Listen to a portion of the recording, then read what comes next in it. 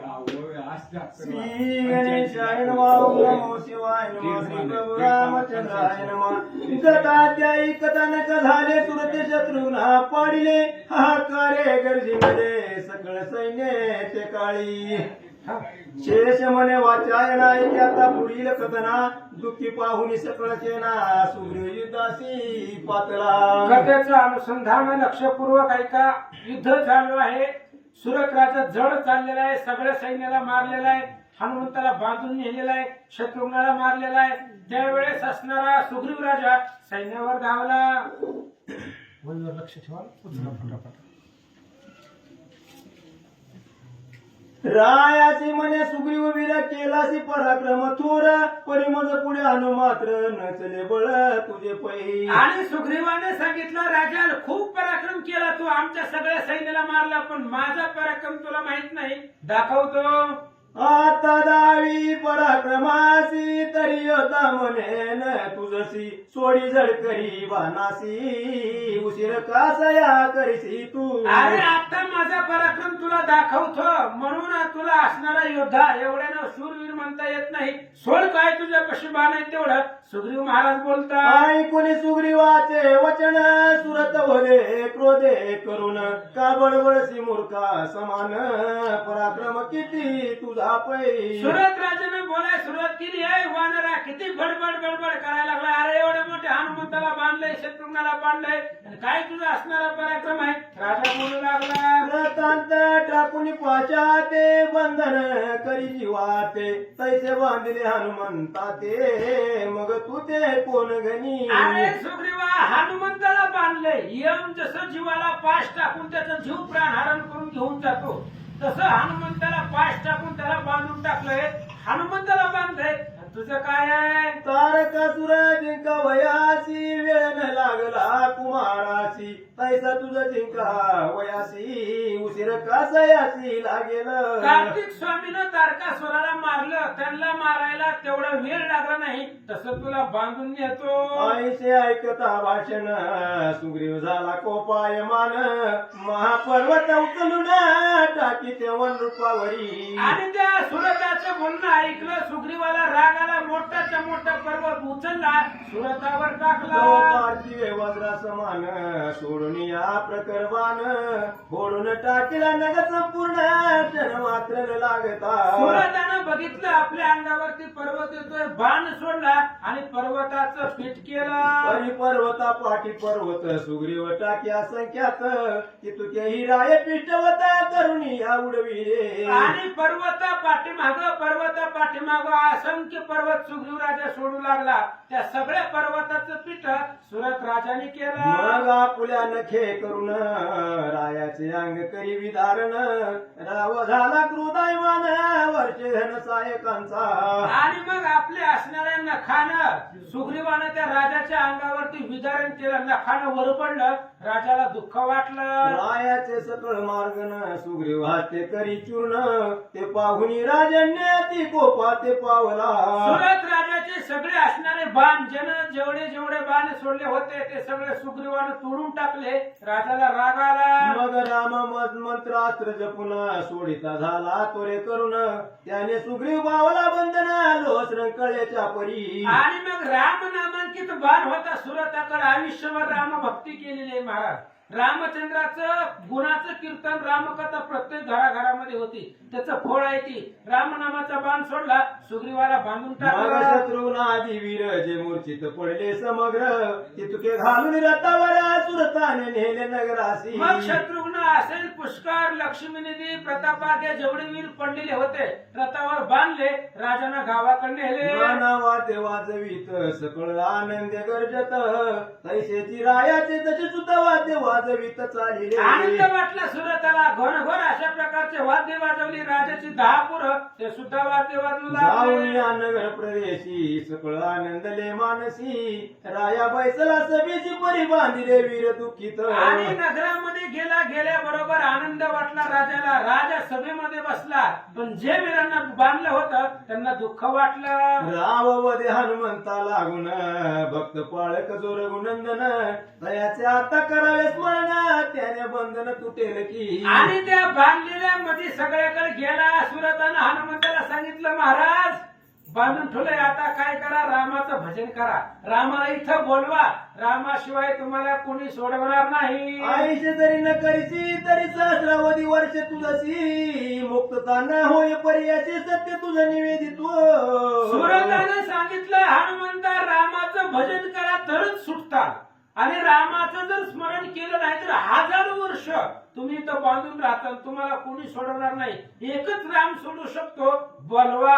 ऐसे रायाचे ऐकून भाषण हनुमंत केले रामस्मरण जैसा ध्याती योगी जना तैसे चिंतन मांडले की. सुरताचं बोलणं ऐकलं, हनुमंताने विचार केला, बरोबर आहे, रामाशिवाय कोण वाचवणार आहे.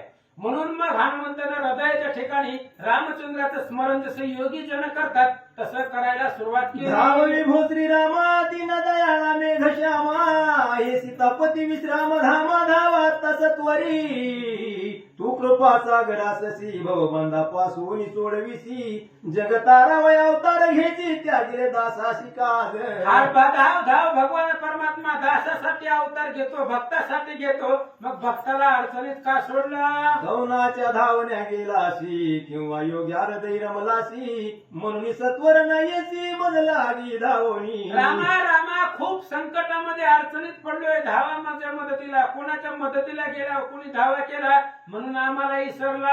माते बांधा बंधापासून सत्वर दिन दयाळा मुक्त करी तुझं विनसीन भारी उशीर न करी पयाता. धाव धाव धाव रामचंद्रा, तुमच्याशिवाय कोण सोडवणार आहे. मी खूप संकटामध्ये पडलोय, सुरतानं बंधन केलेलं आहे, तुमच्याशिवाय कोणी सोडवणार नाही. पूर्वी दैती देव पडिले म्हणून तू धावणे केले अवतार घेऊन निर्धाळले दैत्य लागी तू आची. भगवंता पूर्वी असणारे तुम्ही दैत्यानं पिंडलं म्हणून देवांनी असणारे ऋषी मंडळींनी धावा केला आणि त्यांच्या मदतीला गेला, तसंच माझ्या पण मदतीला या. तू करुणा सागर माझा आजी का पडला विसर धावे धावे आता सत्वरांत न पाया मुचाकी. भगवंता रामा रामा, अशा प्रकारचे तुम्ही करुणा सागर, कृपा जगजेठी आहे तर कृपा सागर आहे. माझ्या विषयीचा अंतर का मनामध्ये पाडलं, माझ्या मदतीला धावा. सांप्रत काळी ऋषी सहवर्तमान यज्ञ कर्मी तत्पर होऊन राहिला शिव्रत धरून म्हणून स्मरण नसे माझे की. अहो रामा, ते असणाऱ्या सरयूच्या तीरावरती यज्ञ करत बसला, ऋषी मंडळी वेष्टन आहे आणि त्या यज्ञामध्ये गुंतलाव म्हणून माझी आठवण राहिली का नाही, पण धावा. सुरत महाभक्त शिरोमणी त्याने आणले आम्हा बांधोणी तव नामाच्या बंधा लागून न चाले उपाय पळे माझा. रामा रामा, सुरत तुझा भक्त आहे आणि तुझा भक्त असल्यामुळे त्यानं राम नामाचा बाण सोडला. हो रामा, नाही तर मी कुणाला ऐकतोय, आणि राम नामाचा बाण सोडल्यामुळे मला निवारण करता आलं नाही. आणि ती सुरतही तुझा भक्त आहे, राम नामानं बांधलं म्हणून अडकलो. हनुमंते स्मरण करिता तुझा वशी अयोध्यानाता ऐशी सकाळ श्रुत वार्ता सत्य म्हणतील या परी. अहो रामा, अख्ख्या जगाला माहित आहे, कुणी जरी बोलवलं तरी राम येत आहे, आणि हनुमंतानं बोलवल्यावर येणारच, कारण सगळ्या सैन्याला फक्त माझ्यावरतीच आशा आहे. म्हणून सगळं स्मृती वेद पुराणांनी सांगितलेलं आहे. मी स्मरण केले की तुम्ही येत आहो म्हणून या.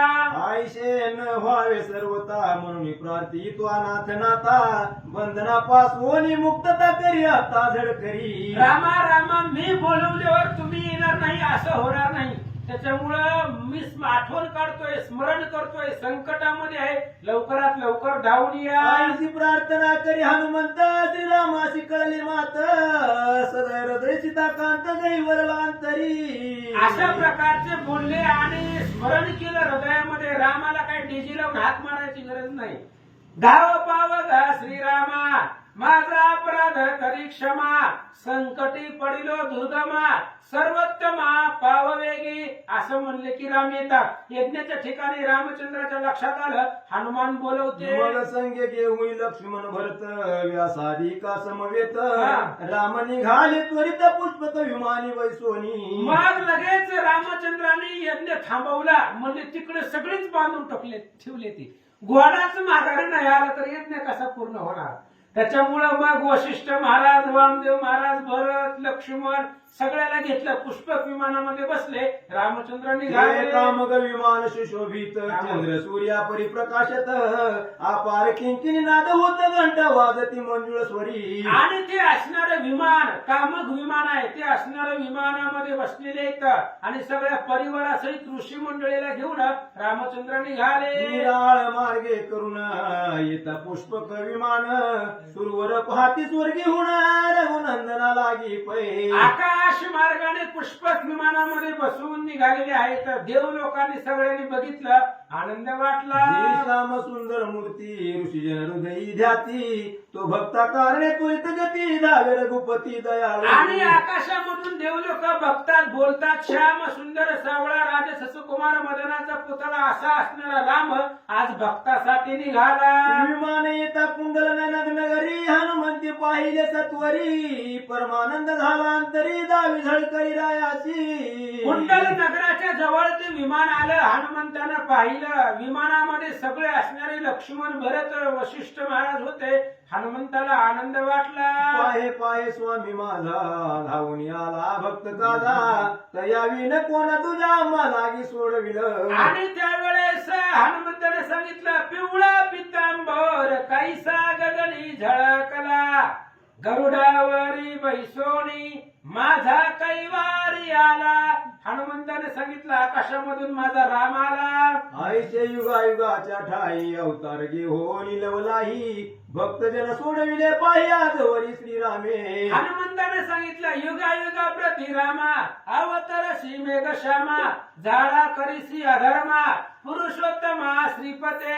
युगायुगामध्ये येतात आणि भक्ताला सोडवतात. आईचे पवनात्मजांचे भाषण सुरत राजाने केले श्रवण तो दृष्टी देखील विमान रघुनंदना सहित पै. हनुमंताचं बोलणं सुरत राजानं ऐकलं. आकाशाकडे दृष्टी केली. रामाचं विमान दिसलं. चंद्र पावता उदयासी आल्हाद होय चकोरासी तैसे झाले राजासी आनंद अंतरी न समाये. चकोर पक्षानं चंद्राला पाहिल्यानंतर त्याला आनंद होतो. तसं राम परिवारासहित आलेले बघितलं.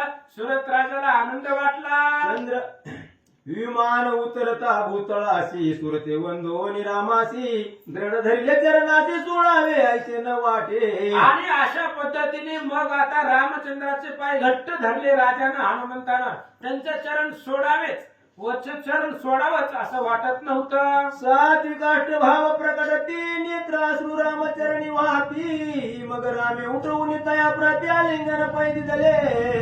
सात्विक अष्टभाव आहेत ते सुरताच्या अंगामध्ये दाटून आले. प्रेमाचे भरत आले. रामचंद्राच्या पायावरती पडला. स्वतःला उठू वाटत नव्हतं. रामाने त्याच्या हाताला धरलं आणि उठवलं. आपल्या प्रेमाश्रू करून राया लागी घातले स्नान मने आणि धन्य धन्य तूच भक्त शिरोमणी. आणि मग रामचंद्राने सुरत राजाला उठवलं. आपल्या हृदयाला लावलं. काय भाग्य आहे सुरथाचं.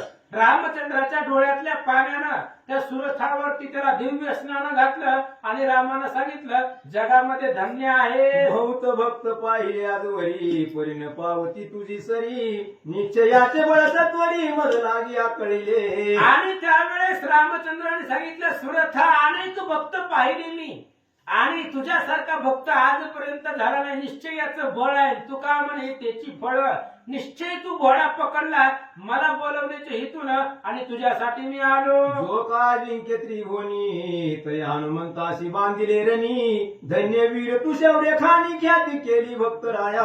सुरत राजाने सांगितलं, हनुमंत रामचंद्राने सांगितलं, सुरत राजा धन्य धन्य भक्त आहे तू. अरे त्रैलोक्याला अजिंक्य हनुमान आहे. कोणालाही ऐकत नाही. पण ते हनुमंताला तू बांधलं कशामुळे. भक्तीनं बांधलेला आहे. रामनामानं बांधलेला आहे म्हणून धन्य. ऐकून या श्रीराम वचन रायासी झाला आनंद पूर्ण पुनरुपी दृढ धर्म चरण प्रार्थना करी रामाची. रामचंद्राचं बोलणं ऐकलं. राजाला आनंद वाटला. पुन्हा असणाऱ्या रामचंद्राचं दृढ अशा प्रकारचं चरण धरलं. रामाची विनवणी प्रार्थना करता. आज माझे जन्म सार्थक तुझ्या दर्शने झाले देख भवबंध तुटला सकळी काचित सुख दृष्टी देखील. आणि सुरत राजाने रामाला सांगितलं, तुझी आदर्श दर्शनाचे सुख श्रीरामा तुझा न ओळख भक्त जाणती सात्विक जे न इष्ट का व्रतधारी तुझ्या दर्शनाचं सुख झालं तुका म्हणे जन्म आल्याचे सार्थक विठ्ठलाची एक देखलिया जन्माला आलेले सार्थक आज झालं राजा बोलू लागला तेव्हा भक्तांचे दर्शन झाले प्रेम बंधने तया बांधिले म्हणून परब्रह्म हाताशी आले ना तरी कैसे मिळावा वया अहो तुझ्या भक्ताचं दर्शन झालं म्हणून राम भेटला म्हणून हरी प्राप्तीसी उपाय धरावे संताचे ते पाय हनुमान संत आहे हनुमान महात्मा आहे हनुमंताला बांधलं तुझ्या भक्ताची भेटी आधी झाली आणि तुझ्या भक्तामुळे तुझी भेटी झाली राजा बोलू लागला ऐकून रायाचे भाषण राम झाले आनंद घन मग हनुमंतादिकांचे बंधन कृपा कटाक्षे सोडविले आणि सुरताचं बोलणं ऐकल्याबरोबर रामाला आनंद वाटला रामानं फक्त कृपा दृष्टीने हाळिले आपले पदी बैसविले फक्त कृपा दृष्टीनं पाहिलं बंधन सुटलं मुक्त होऊन सकळवीर जो का सच्चिदानंद रघुवीर तया करीती नमस्कार प्रेम भावे करून या आणि जे काय असणारे मुक्त झाले सगळे असणारे सैन्य मुक्त झाले भक्त लोक मुक्त झाले प्रेम भावानं रामाला नमस्कार सुरतराय येऊन पुढती रामासी बैसविले आसनावरती पूजा संभार उत्तम रीत्या आणून रघुपती पूजिला आणि सुरत राजानं पुन्हा रामचंद्राच्या पुढे आले रामचंद्राची पाद्यपूजा केली आणि त्या ठिकाणी काय करतात आद्य पाद्य आदी करुण केशर कस्तुरी अंगी चर्चुण नाना परिमळ द्रव्य अर्पुण पुष्प सुगंध वाहिली आद्य पाद्य पायाची पूजा केलेली आहे सुवासिक सुमन आणलेली आहेत कस्तुरी आहे चंदन आहे सगळ्यांनी पूजा रामाची केली हरिसा षोडशोपचारे पूजन राज करी रामार्पण आस्वदित लानून मग स्तवन आरंभिले आणि अशा पद्धतीने 16 प्रकाराने रामाच्या पायाची पूजा केली जी घोडा बांधलेला होता अश्वशाळेमधला ते घोडा सोडून रामाच्या हातामध्ये अर्पण केला आणि सगळं राज्य रामाला अर्पण केलं हे दयानिधे दिन उदार आपुला चरण किंकर अपराध घडल्या पार परिसकळ पोटी घाली का युद्ध करून तो भक्तासी बद्ध केले मी तयासी शिनविले आपणासी येतवरी यावया माझ्या अपराधांच्या पोटी श्रीरामा तू घालावे पोटी मजवर ठेवी कृपा दृष्टी दया नवा दिन बंधू तू वाससी उदार धीर केवळ शांती सुखाचे आगर आणि अध्यंत विश्वभर सकळ जगा पाळिता तू निगम सार निर्मळ तुझ मन तमानिळ तू अगोचर केवळ सुरासुर तुझ ध्याती नारदादी भक्त जन तुझ ध्याती संपूर्ण तू चिद्रत्न निदान भक्त जना तारीसी तू अनंत अपाराससी असती भाती प्रिरूप भाससी 6 थकली वर्णावयाची 18ची हिमती खुंटली आयसा तू परम समर्थ मिशिनविले तुझ प्रत क्षमा करुणी सतता कृपा करावी मजवरी आयशी स्तुती करुणी सुरत राय दृढ कवळी राम पाय हास्य धरुणी रघुराय उठवित तया लागवणी अशा पद्धतीने महाराजांनी 5-6 वय वाचल्या रामचंद्राची स्तुती आहे आपण एक मुखाने करू शकत नाही हजारो मुखाचा दमलाय आता जैसा ऐसी तैसिया नमो तुझ श्रीराम राया अशा प्रकारची स्तुती राजाने केली रामचंद्राने आलिंगन दिलं संतोषणी रघुनाथ मय तू क्षत्रिय कुलवंत स्वधर्मे चालला यथार्थ अपराध तू नशे केला आणि रामचंद्राने सांगितलं सुरत राजा तू अन्याय अपराध काही केलेला नाहीये स्वधर्माने युद्ध केलेलं आहे आणि स्वधर्मानं घोडा पकडला युद्ध केलं पुरुषार्थ केला त्याचा आनंद आम्हाला आहे जरी आश्वासेन धरितासी तरी क्षत्रिय कोण म्हणेल तुझी शूरवीर पुण्यराती धन्य धरणी तो केली अरे सुरता जर तू घोडा पकडला नसता युद्ध केलं नसतं तर तुला क्षत्रिय कोण म्हटलं असतं धन्य तुझ्या असणाऱ्या क्षत्रिय कुळाला त्याची मान वाढवेल एवढा पराक्रम तो केला क्षत्रिय धर्म करून स्वामी श्री करावे निर्वाण युद्ध माझ्या आप्त स्वजन ओळखावे कवनासी आणि त्यावेळेस रामचंद्राने सांगितलं युद्ध करत असताना लांबचे आणि आपले स्वामी बरोबर जरी युद्ध करायची वेळ आली तरी युद्ध करावं रामचंद्र सांगतात समरी जया तू अपराजय ते तो प्रारब्धाईन कार्य तयान भीती क्षत्रिय शूर योद्ध जयसती अरे सुरत राजा युद्ध करावं संरंगणामध्ये जय पराजय पाहू नये रणांगणामध्ये जवळचे जरी आप्त असले तरी त्यांच्या बरोबर युद्धच करावं केले ती महासमर हे पाहोनी सकळवीर संतोष पावले समन धीर सुरवर धन्य बोलतात अरे सुरता तो जे महासमर भयंकर युद्ध केलेलं आहे ते असणारं युद्ध देव लोक सुद्धा त्या युद्धाचं वर्णन करतात. एवढा पुरुषार्थ तू केला. आईसे बोलो निरगुणाता मस्तकी ठेवी कृपा हस्त तेने रायाचे आनंद भौत मन कृतकृत्य मी झालो. अशा प्रकारे रामचंद्र बोलले. कृपेचा हस्त त्या सुरत राजाच्या डोक्यावरती ठेवला. सुरताला आनंद वाटला. मग जे जे वीर पडले रणांगणी ते कृपा दृष्टी उठवी चाप पाणी सर्व लागे सुखी करुणी निगती अयोध्येशी जावया. मग रामचंद्राने फक्त कृपा दृष्टीनं पाहिलं आणि जे जे रणांगणामध्ये पुष्कळ शत्रुघ्न जे पडले होते त्या सगळ्यांना कृपा दृष्टीनं उठवलं आणि अयोध्येमध्ये यज्ञ पूर्ण करण्यासाठी रामचंद्र निघाले. सकळ ऋषी वर्तमान भरत लक्ष्मणा संगे घेऊन विमानी बैसले रघुनंदना सकळ वंदिती तयाते. आणि सगळे असणारे राजे त्या ठिकाणी उठलेले आहेत. रामचंद्राला नमस्कार केला. ऋषी मंडळी भरत लक्ष्मण सगळे विमानामध्ये बसले. नमस्कार केला. मार्गे विमान जात त्यावलोकी ती समस्त क्षणामागे यज्ञ मंडपात पातले रघुनाथ सकळांसह. आकाश मार्गाने विमान निघालेला आहे. एकाच क्षणामध्ये रामचंद्र विमानामध्ये बसून शरयू तीरावरती यज्ञ मंडपात आले. इकडे हनुमंतादी सकळ वीर तैसाची सुरत राजेश्वर मना माझी ध्यान सुंदर राघवाचे आठवीती.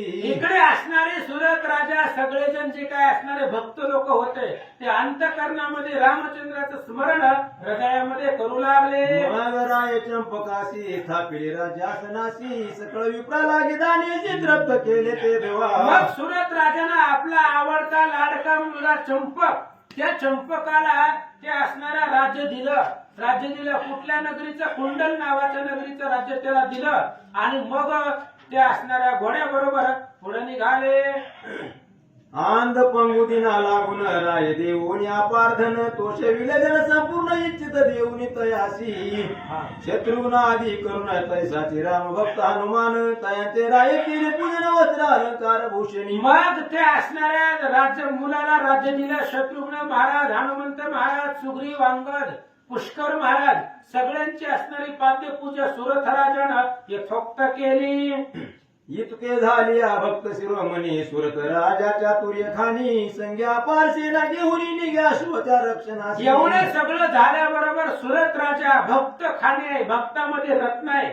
आपली असंख्य सेना दरबार घेऊन घोड्याच्या पाठीमाग ते असणाऱ्या रक्षणासाठी निघाला. शत्रुनादी सकळ वीर घेऊन या अश्वावर आनंदेशी नगरा बाहेर राया सहित पातले पै. आणि मग अशा पद्धतीने आता ते घोडा पशी सगळेजण हनुमंताची बंधनामध्ये होते ते सगळे मुक्त झाले आणि सुरत राजा सहित घोड्याच्या जवळ आले. वाद्य घोष करीती सकळ आनंद वाट दाटला चित्ती मग अश्वा लागी सोडीती पुढती गमन करावं. नाना प्रकारचे वाद्य वाजवले. मग असणारी घोडा पुढे पृथ्वी प्रदक्षिणासाठी घोड्याला पुढे सोडलं. चालेला फिरत अनेक राज्य ओलांडित परी कोणी न धरित आपला सकळ नमन करीता ती. आणि मग घोडा निघालेला आहे पुढं. पण घोड्याच्या मस्तकावरती राम नामांकित पत्रिका आहे. त्यामुळं कोणीही घोडा पकडत नव्हतं. आता त्यामुळे घोडा बिंदास्त पुढे निघाला. अनुनिया कर भार देती शत्रुघ्नासी सत्वर ऐसा जाता रामरा भागीरथी तिरासी पातला. अशा पद्धतीने अनेक प्रकारचे असणारे त्या ठिकाणी घोडा फिरला, पृथ्वीवर फिरला आणि फिरत फिरत फिरत सगळा देश फिरून 1 वर्षामध्ये वाल्मिक आश्रमात घोडा आला. अनेक ऋषी करुणी युक्त वृक्षादिती सुशोभित ऐसा वाल्मिक आश्रम शोभत ते अश्वर प्राप्त झाला. वाल्मिक ऋषींचा आश्रम आहे महाराष्ट्र. सुशोभित अशा प्रकारचं दिव्य भव्य अशा प्रकारचं वन आहे आणि दिग्विजय करत करत घोडा तर वाल्मिक ऋषींच्या परिसरामध्ये त्या आश्रमाच्या जवळ आला. मागे सकळ वीर आश्रमा पातले सत्वर देखून या स्थान पवित्र आनंद झाला सकळाशी. आणि ते वाल्मिक ऋषींचा आश्रम होता. पवित्र अशा प्रकारचं ते स्थान होतं. ते सर्व स्थान पाहिलं सगळ्या वीरांना आनंद वाटला. कथानक वर्तले शेषे वाचायनाशी कथिले त्याची प्राकृत भाषे बोलिले मान्य सज्जनानी करावे. आणि अशा प्रकारचं कथानक इथपर्यंत आलेलं आहे. आणि ते असणाऱ्या मी प्राकृत भाषेमध्ये सांगितलेलं आहे. तीच पाताळाच्या ठिकाणी शेष महाराजांनी वत्स्यायन ब्राह्मणाला सांगितलेलं आहे. इथपर्यंत कथानक झालेलं आहे. आता इथून पुढं लवकुशाचं चरित्र आहे. ऐका. होईला त्याईल कुश धरतील यज्ञ हायास युद्ध होईल भौवचा तो कथारस गोड भाऊ. आता लवकुशाचे 10 ते 12 अध्याय आहे. यांचा अद्भुत पराक्रम या ग्रंथामध्ये वर्णन केलेलं आहे. आणि आता लवकुश घोडा पकडणार आहे आणि लवकुश घोडा पकडून भरपूर युद्ध करणार आहे. घनघोर अशा प्रकारचं युद्ध करणार आहे. आणि आता जसं राम आले तसंच अयोध्येवरनं यज्ञ सोडून रामाला त्या वाल्मिक आश्रमामध्ये यावंच लागणार आहे. अशा प्रकारचं युद्ध लवकुश रामसैन्याबरोबर करतील. तरी संत श्रोते जनतयाची आवडी धरून करतो प्रेम भावे श्रवण याचे मागे दत्तदास. दत्तदास विष्णू बल्लाळ संत श्रोत्यांना सांगतायत लवकुशाचं युद्ध आहे. 10-12 वर्षाची लेकरं आहेत. आणि या असणाऱ्या पिता पुत्रांचं युद्ध लवकुशाचं चरित्र पाहण्यासाठी सगळ्यांनी वेळेवर उपस्थिती या हीच महाराज प्रार्थना करून सांगतात. इति श्री पद्मपुराणे पातालखंडे शेष वाचन संवादे रामाश्वमेधे रघुनाथ समागमो नाम 53 एवढा श्री सीतारामचंद्र अर्पणमस्तु शिवम बहु हरी विठ्ठल. कुंडली कर विठ्ठल रे ज्ञानदेव तुका